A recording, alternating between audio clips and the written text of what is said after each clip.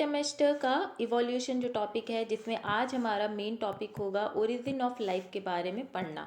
Okay, so here this video is presented by science वाली and the theory of evolution जो है ये आपके इस टॉपिक में बहुत ज़्यादा आएंगे and let's make this topic halwa clear again. Okay okay, so before starting on to the slide वाला पार्ट, लेट्स डिस्कस समथिंग जो हम आपको इस तरीके से बताने जा रहे हैं। प्लीज़ नोट डाउन कर लेना जितनी भी चीज़ें यहाँ बताएंगे, because it's all very important for your examination point of view.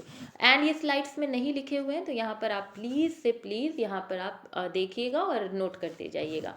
First of all, what is evolution? तो इवोल्यूशन की डेफिनेशन हम आपको यहाँ पर लिखवा देते हैं, क्योंकि ये सारी चीज़ें स्लाइड में नहीं हैं।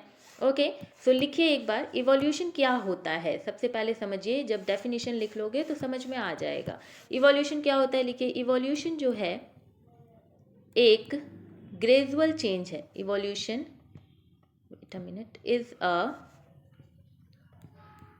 Gradual change, okay, is a gradual change in living organism. अभी ये सभी टर्म्स हम आपको पढ़ाएंगे, इसी वजह से हम यहाँ पर थोड़ा लिख रहे हैं। Living organisms over the time, okay, over time and leading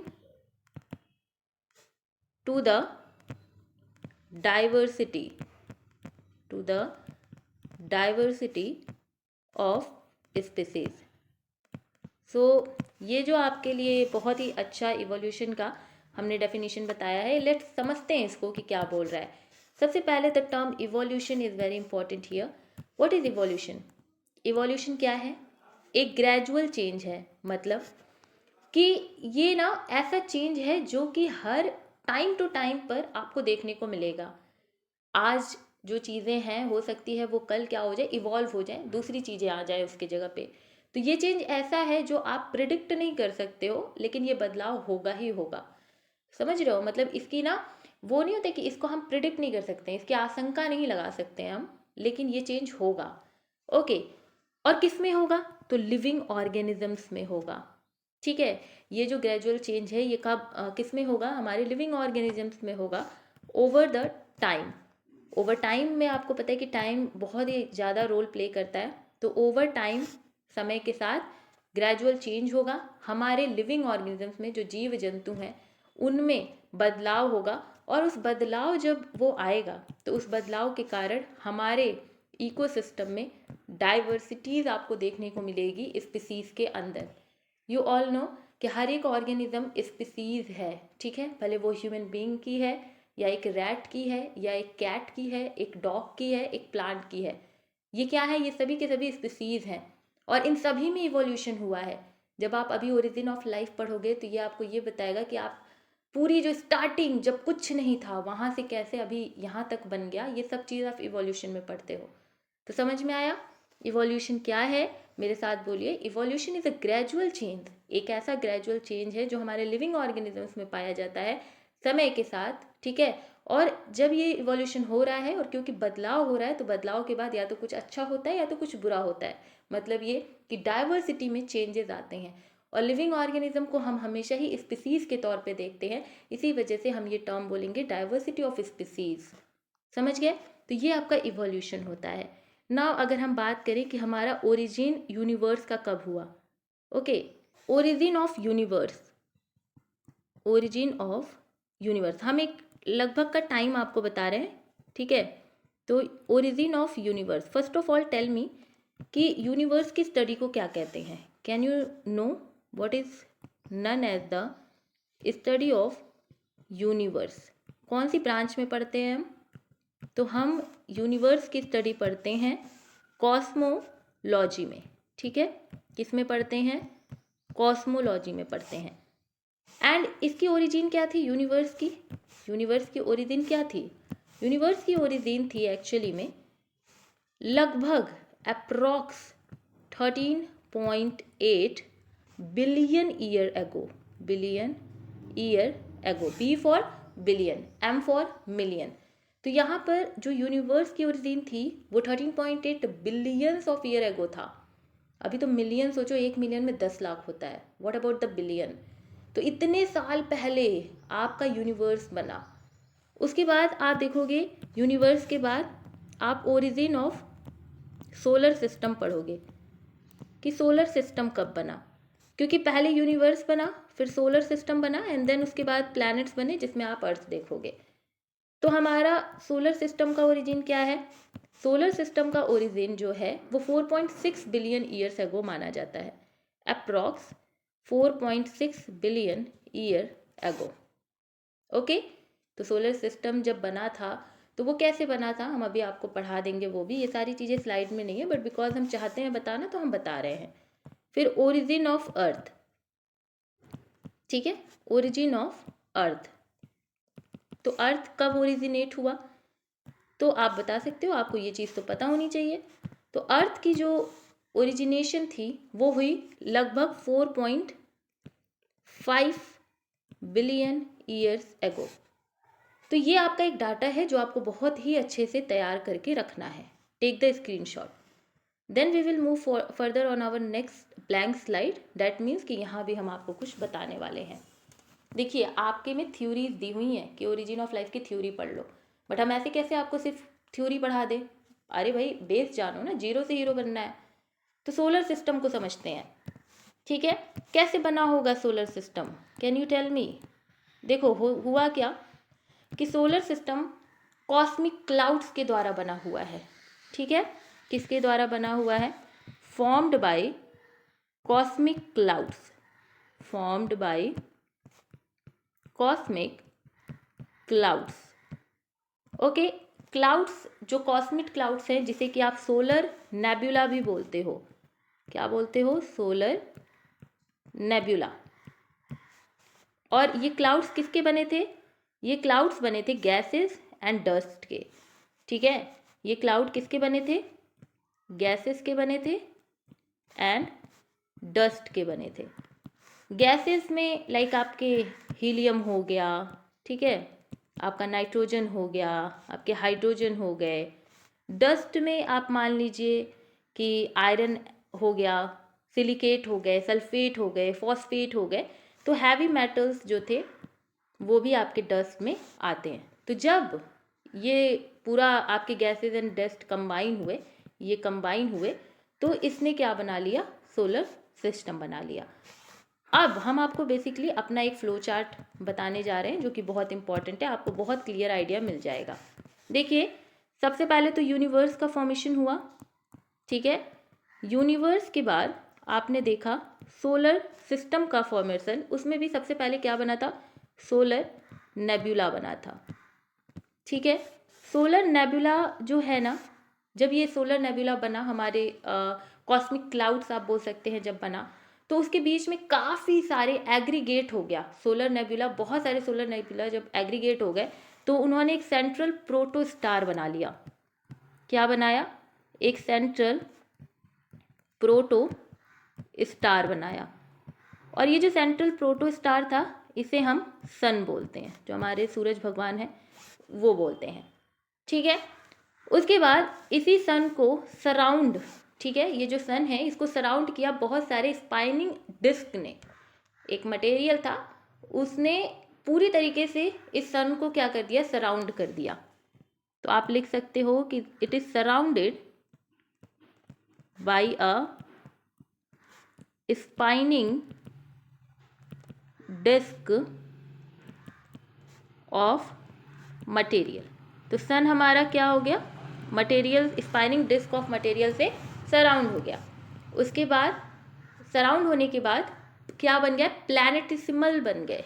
क्या बना? फॉर्म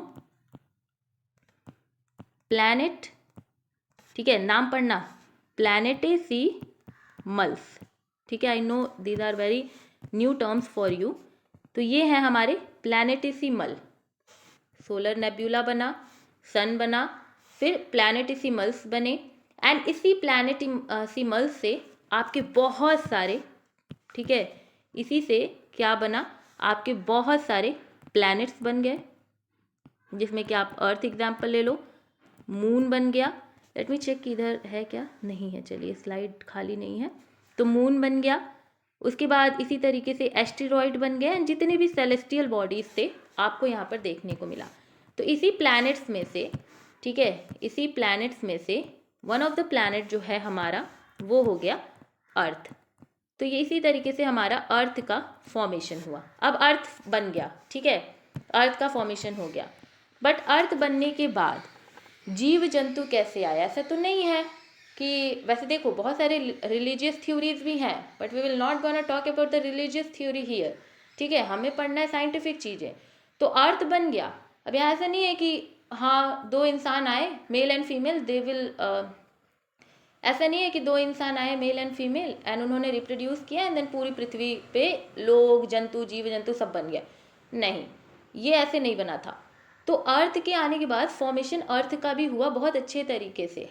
तो अब ये हम इरेज करते हैं, देन हम आपको अर्थ के बारे में बताते हैं। तो एक बार इसे रिवाइज कर लो। यूनिवर्स जो है, उसके बाद आप देखोगे सोलर नेबुला बनते हुए, फिर सोलर नेबुला सेंट्रल प्रोटोस्टार बन जाता है बीच में एकदम, ठीक है, जिसे हमने सन बोल दिया। सन फिर सराउंडेड हो गया स्पाइनिंग डिस्क ऑफ मटेरियल से, जिसे हम प्लैनेटिसिमल्स कहते हैं।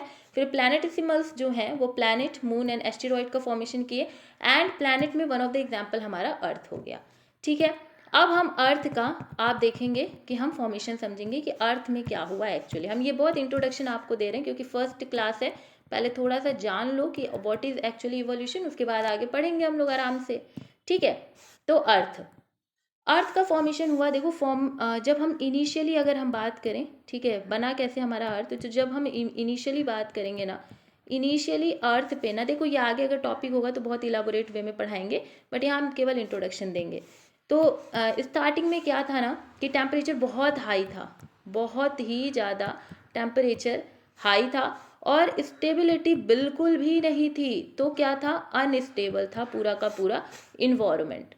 ओके, वैसे ही आप देखोगे कि प्राइमरी एटमॉस्फेयर में ना ऐसे ही गैसेज H2N2, आपके CO वगैरह हो गए, ठीक है, N2 H2 CO मतलब carbon monoxide, carbon dioxide, water vapours, ये सभी क्या हो गए, ऐसे ही पड़े हुए थे प्राइमरली अगर हम देखें तो। फिर यहाँ पर आप नो फ्री ऑक्सीजन देखोगे कि यहाँ पर ऑक्सीजन भी नहीं था। उसके बाद क्या हुआ कि बहुत ज़्यादा बारिश हुई, ठीक है, मिलियंस ऑफ ईयर्स की बारिश हुई, ओके, मिलियंस ऑफ ईयर्स की यहाँ पे रेन हुई, जिसकी वजह से अर्थ कूल डाउन हुआ।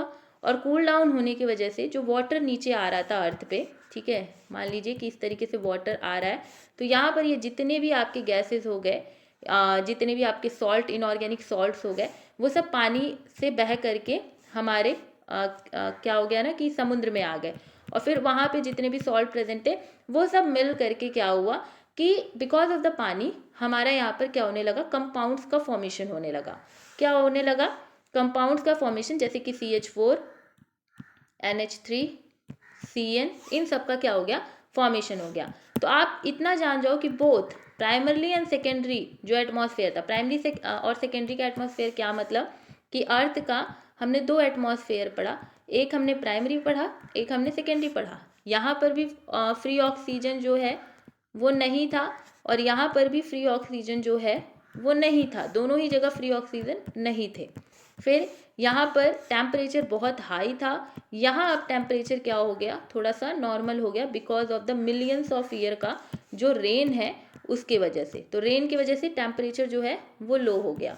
उसके अलावा बिकॉज ऑफ द रेन जो वाटर है, तो समुद्र में जितने भी आपके सॉल्ट, इनऑर्गेनिक मतलब जितने भी पड़े हुए थे, तो इस रेन ऑफ जो आया था उसकी वजह से ये सॉल्ट अब पूरी तरीके से क्या होने लगा, जहाँ जहाँ भी सॉल्ट छोटे छोटे छोटे छोटे टुकड़े पड़े हों या फिर गैसेस वगैरह हों, ये सब हमारे समुद्र में आने लगे। और जब समुद्र में आए तो सब एक दूसरे से इंटरैक्ट किए, क्या किए, इंटरैक्ट किए, और फिर आपके धीरे धीरे कंपाउंड जो हैं उसका फॉर्मेशन होने लगा। और फिर इसी के बाद आप देखोगे कि लाइफ जो है वो पॉसिबली आपको देखने को मिलती है।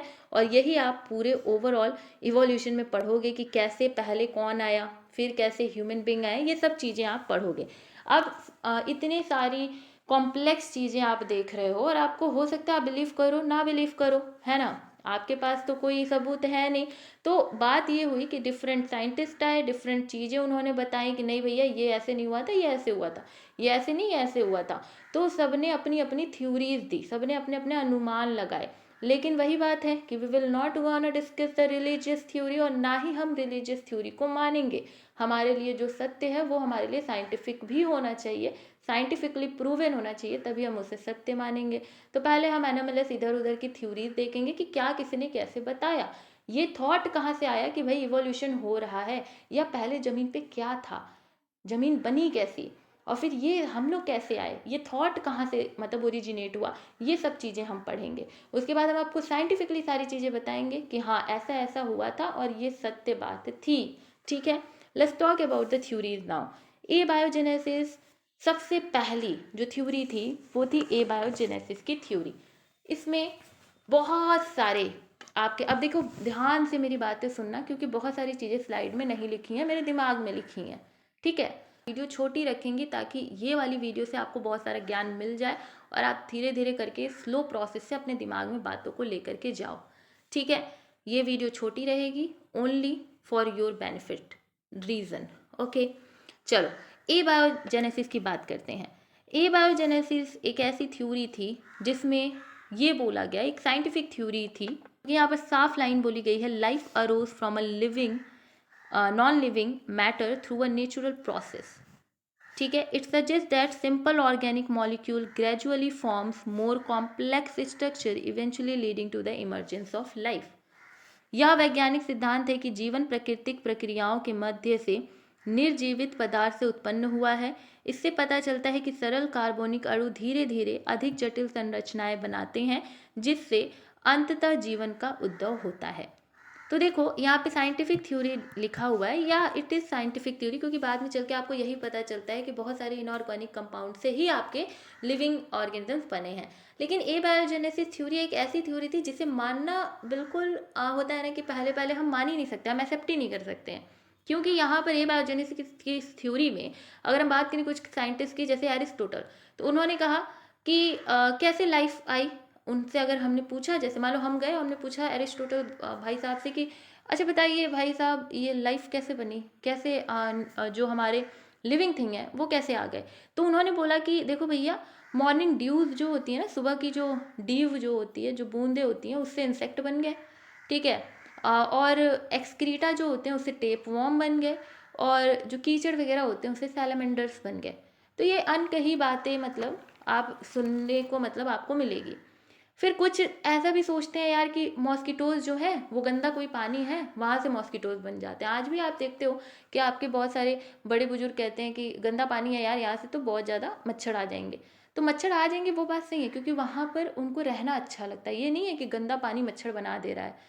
तो दिस इज़ लाइक कि उतना ज़्यादा एक्सेप्टेबल नहीं था, बट या ये एक ऐसा फर्स्ट स्टेप था जहाँ से लोगों ने सोचना शुरू कर दिया कि यस एक्चुअली लाइफ कैसे आई। ठीक है, ए बायोजेनेसिस जो है इसके काफ़ी सारे एविडेंसेस इसके अगेंस्ट में दिए गए। लाइक आप पास्चर्स एक्सपेरिमेंट पढ़ोगे, तो पास्चर एक्सपेरिमेंट जो था उसने भी बताया, उसने पूरी तरीके से ए बायोजेनेसिस का क्या कर दिया, पूरा एक होता है ना उसके अगेंस्ट चीज़ें बोल दी कि नहीं भैया ऐसा कुछ नहीं है कि हमारे मड में कीचड़ में से सैलमेंडर निकल जा रहे हैं या स्टेगनेंट वाटर में से मॉस्किटोज निकल जा रहे हैं। उन्होंने डिफरेंट डिफरेंट एक्सपेरिमेंट्स किए, एबे स्पेलेंजी आपके हैं एक्सपेरिमेंट्स उन्होंने भी किए। तो वो सारे एक्सपेरिमेंट्स की हम यहाँ पर बात नहीं करेंगे। ठीक है, फिर आता है प्री मॉड्यूल सूप का एक्सपेरिमेंट। ठीक है, अब प्री मॉड्यूल सूप के बारे में ओपेनर ने बात की थी। ये कॉन्सेप्ट प्रपोज किया गया था, अर्थ के एटमॉस्फेयर एंड ओशियंस के कंटेंट को मिला करके बोला गया कि सूप बन गया। लाइक आपकी मम्मी सूप बनाती है ना, तो मान लीजिए टमाटर का सूप बन रहा है, तो ऑब्वियसली टमाटर तो चाहिए ही, प्लस प्यूरी के लिए आपको वाटर भी चाहिए। तो यहाँ बोला ये गया कि भाई समुद्र, तो हमने बताया ना अर्थ का फॉर्मेशन हुआ था तो समुद्र में हर चीज़ें आ गई थी, तो समुद्र को बोल दिया गया वो पानी सूप का, और इसमें जितने भी इनऑर्गेनिक ऑर्गेनिक मटेरियल्स थे उसे सब्जियां बोल दी गई, और बोला गया कि सूप की तरह फॉर्मेशन हो गया हमारे अर्थ का। तो उसमें जो आपके पानी तो है ही एज अ लिक्विड वाला पोर्शन, उसके अलावा जो सब्जियों के तौर पे ऑर्गेनिक मॉलिक्यूल्स बताया गया वो amino acids, sugars, nucleotide, essentials, जितने भी आपके लाइफ के फॉर्मेशन के लिए जितने भी ऑर्गेनिक मॉलिक्यूल्स जरूरी थे उन सब के बारे में यहाँ पर बताया गया। ठीक है, उसके बाद थर्ड था मिलर्स यूरे एक्सपेरिमेंट, जो कि बहुत ज़्यादा इंपॉर्टेंट है। तो मिलर्स यूरे एक्सपेरिमेंट जो है वो कंडक्ट किया गया 1952 में स्टैनले मिलर एंड हैरोल्ड यूरे के द्वारा। ये एक्सपेरिमेंट स्टिमुलेट करता है सेम कंडीशन जो कि हमारे अर्थ का अर्ली टाइम पे था, जो हमने आपको प्राइमरी एंड सेकेंडरी पढ़ाया था ना कि अनस्टेबल था, टेम्परेचर बहुत हाई था। तो जैसा आपका प्राइमरी एटमॉस्फेयर था ना कि टेम्परेचर बहुत हाई, अनस्टेबल इन्वायरमेंट और डिफरेंट डिफरेंट टाइप की गैसेज यूं ही घूम रही हैं, जैसे hydrogen, nitrogen, neon, carbon monoxide, water vapour, ये सब घूम रहे हैं। तो वैसा एक प्राइमरी एटमॉस्फेयर मिलर एंड यूरे ने बनाया, साइंटिफिकली बनाया अपने लैब में, एंड फिर वहाँ से न्यू लाइफ ओरिजिनेट करने की बात की। ठीक है, तो न्यू लाइफ में ओरिजिनेट करने की जब उन्होंने बात की थी तो बेसिकली उन्होंने अमाइनो एसिड्स बना दिए। ठीक है, जो कि एक ऑर्गेनिक कंपाउंड है हमारे इनऑर्गेनिक प्रिकर्सर से। तो उन्होंने सेम ही चीज़ जो प्राइमरी था ना एटमॉस्फेयर, उसको अपने लेबोरेटरी में ला करके रखा, बनाया, और सेम चीज़ से इनऑर्गेनिक मटेरियल से ऑर्गेनिक मटेरियल बना दिया। एंड यू ऑल नो कि we are organic, we are totally organic. जो प्लांट है, जो आपके एनिमल्स हैं, जो माइक्रोब्स हैं, सब के सब ऑर्गेनिक है भाई। तो ऑर्गेनिक चीज़ें ऑर्गेनिक से ही बनेंगी। तो ये चीज़ें सिद्ध हो गई कि हाँ भाई, इनऑर्गेनिक मैटर से ऑर्गेनिक मैटर जो है वो बना हुआ है, और फिर लाइफ इसी तरीके से आगे प्रोसीड हो गई है ना। और फिर ये प्रोवाइड कर दिया एक evidence supporting that the idea that life could arise from a non living matter. ठीक है, उसके बाद मिलर एंड यूरे का आप ये देख लो। मिलर एंड यूरे का आपको हम जो है ना वो एक्सप्लेनेशन जो है वो टेलीग्राम पे भेजेंगे, तो वहाँ पर आप देख लेना कि, क्योंकि यहाँ पर पूरा इंक्लूड करने का कोई मतलब नहीं है, ये सब चीज़ें आपने 12th में पढ़ी हुई हैं, just revision class for you. Notes Miller and Urey बहुत ज़्यादा इंपॉर्टेंट हैं, तो नहीं होगा तो हम प्रीमॉडियल, मिलर एंड यूरे, जितनी भी थ्योरीज यहाँ पर हमने शॉर्ट में आपके साथ डिस्कस कर रहे हैं हम, वो सब का नोट्स हम आपको वहाँ पर भेज देंगे। ठीक है, टेलीग्राम पे। तो मिलर एंड यूरे एक्सपेरिमेंट जो है वो कुछ इस तरीके से था। उन्होंने प्राइमरी जो एटमॉस्फेयर था अर्थ का, उसमें क्या क्या था, लाइक हाइड्रोजन, लाइक वाटर हो गया। ठीक है, फिर आपके CH4 हो गए, ओके, फिर आपके NH3H2, इस तरीके से इन सबको लिया, एंड फिर बहुत सारे अपने स्टार्ट किए जितना भी कंडेंसेशन होता है, कूलिंग सिस्टम होता है, क्योंकि आपको हमने बताया था ना कि बहुत सारे मिलियंस ऑफ ईयर का क्या हो गया था, पहले बारिश हुई थी, उसकी वजह से कंडेंसर यहाँ पे लगाया गया कूलिंग करने के लिए, कूलिंग सिस्टम के लिए। तो ये प्राइमरी स्ट्रक्चर बनाया पूरा अर्थ का, उसे कूल किया, जैसे प्राइमरी से सेकेंडरी बनने के टाइम कूल हुआ था ना पूरा, मिलियन ऑफ ईयर्स का आपका रेन हुआ, तो कंडेंसर लगा। फिर यहाँ पर आप देखोगे cool water containing organic compound बन गया, उसे ट्रैप किया गया, फिर हीट सोर्स दिया गया, वाटर ओशियन, ये सब चीज़ें करके आप देखोगे, और वैक्यूम पंप भी लगाया गया था कि कोई भी गैस वगैरह बाहर ना जा पाए, तो भी हम अच्छे से पता लगा पाएंगे कि कैसे प्राइमरी से सेकेंडरी चीज़ें जो हैं, जो अर्थ का फॉर्मेशन है वो बना। ठीक है, तो मिलर एंड यूरे ने कंफर्म कर दिया कि इनऑर्गेनिक से ऑर्गेनिक चीज़ें बनी हैं। अब फिर एक RNA वर्ल्ड हाइपोथेसिस आया, जिसमें एक्चुअली ओरिजिन ऑफ लाइफ में ये माना गया। अब तो तुम्हें समझ में आ गया कि अमाइनो एसिड जब बन गया, जब डिफरेंट डिफरेंट ऑर्गेनिक मटेरियल्स बन गए, न्यूक्लिक एसिड्स बन गए, न्यूक्लियोटाइड्स बन गए, तो RNA एंड मतलब एक होता है ना कि न्यूक्लियोटाइड जब बन गया आपका, न्यूक्लिक एसिड जब बन गया आपका, तो अब ये सोचने लगा इंसान कि भाई तो फिर हम लोगों में जेनेटिक मटेरियल कौन सा है, हमारी लाइफ कहाँ से स्टार्ट हुई, एक लिविंग बिंग की लाइफ कहाँ से स्टार्ट हुई। तो RNA वर्ल्ड हाइपोथेसिस बोला जाता है, जहाँ पर एकदम RNA को किंग बना के रखा गया। RNA को बोला गया कि ये हाइपोथेसिस ये सजेस्ट करती है कि RNA जो था ना, RNA जो था, this is actually a genetic material, जिसकी वजह से लाइफ पूरी की पूरी आई है, ये बोला गया RNA वर्ल्ड में। ठीक है, तो पूरी तरीके से किंग हमारे RNA को बना करके रख दिया गया, क्योंकि RNA को ऐसा बोला जाता है कि RNA कैपेबल है। अच्छा, रीज़न भी था RNA को हीरो बनाने का, क्योंकि माना जाता था कि ये कैपेबल है स्टोरिंग जेनेटिक मटेरियल के लिए, एज वेल एज ये कैटालिटिक केमिकल रिएक्शंस के लिए भी आप देखते हो, प्लस ये सेल्फ रेप्लिकेटिंग है, आपको पता है, समझ रहे हो, आपको पता है कि RNA सेल्फ रेप्लिकेटिंग होता है कॉम्प्लीमेंट्री बेस पेयरिंग के लिए, उनके पास DNA बनाने के लिए रिवर्स ट्रांसक्रिप्टेज की तरह ये काम भी आ सकते हैं, है ना, they can form the DNA by reverse transcriptase. और प्लस आपको याद होगा जब आप DNA रेप्लिकेशन वगैरह पढ़ते हो, जब DNA की सिंथेसिस हो रही होती है, तो आपको एक प्राइमर की ज़रूरत पड़ती है जो कि आपका RNA ही होता है। ठीक है, तो सेल्फ कटिंग, सेल्फ इलॉन्गेशन, ये सब चीज़ों की वजह से RNA को बहुत ही बड़ा रोल दे दिया गया। ठीक है, लेकिन फिर बाद में ये पता चला कि ना बाबा ना, RNA नहीं है, DNA है। तो एक हम ये बताना चाह रहे हैं कि लाइफ में हमने स्टार्टिंग से पढ़ा ना ए बायोजेनेसिस, जहाँ केवल से केवल अफवाहें उड़ी कि भाई मॉस्किटो जो है वो गंदे पानी से बन रहा है। फिर बाद में अब ये थॉट आ गया, तो लोगों ने सोचना स्टार्ट किया, तो ओपेरन आए, ओपेरन ने बताया कि हाँ ऐसा ऐसा हुआ था, ये चीज़ें जो हैं जो पानी है उसमें सॉल्ट वगैरह आए एंड फिर बहुत सारा इंटरेक्शन हुआ और ऑर्गेनिक मॉलिक्यूल्स जो है वो बन गए। तो ओपेरन के प्री मॉडल सूप को क्या करने, बहुत ही अच्छे से सपोर्ट करने के लिए मिलर एंड यूरे आए। मिलर एंड यूरे ने लेबोरेटरी में सारी चीज़ें बता दी कि हाँ इनऑर्गेनिक से ऑर्गेनिक चीज़ें बनी हैं। फिर ऑर्गेनिक चीज़ें बन गई, ऑर्गेनिक में अमाइनो एसिड्स बन गए, आपके न्यूक्लियोटाइड्स बन गए। फिर न्यूक्लियोटाइड्स आगे चल करके अगर आप हीट कर दोगे अप टू 60 डिग्री सेल्सियस तक तो न्यूक्लिक एसिड बन जाएगा। आपको अगर इसके बारे में ज़्यादा पढ़ना होगा तो आप सिडनी फॉक्स का एक्सपेरिमेंट पढ़ना। तो वहाँ पर न्यूक्लियोटाइड को सिडनी फॉक्स ने हीट किया था अप टू 60 डिग्री सेल्सियस तक फॉस्फेट के प्रेजेंस में, तो न्यूक्लिक एसिड बना। और न्यूक्लिक एसिड आप जान ही रहे हो कि आरएनए है, डीएनए है। तो फर्स्ट टाइम पे आरएनए को ही हमने बहुत बड़ा रोल दे दिया, हमने उसी को बोला कि नहीं आरएनए ही जो है वो ओरिजिन ऑफ लाइफ है। क्रिक ने ऐसा बोला था, ठीक है।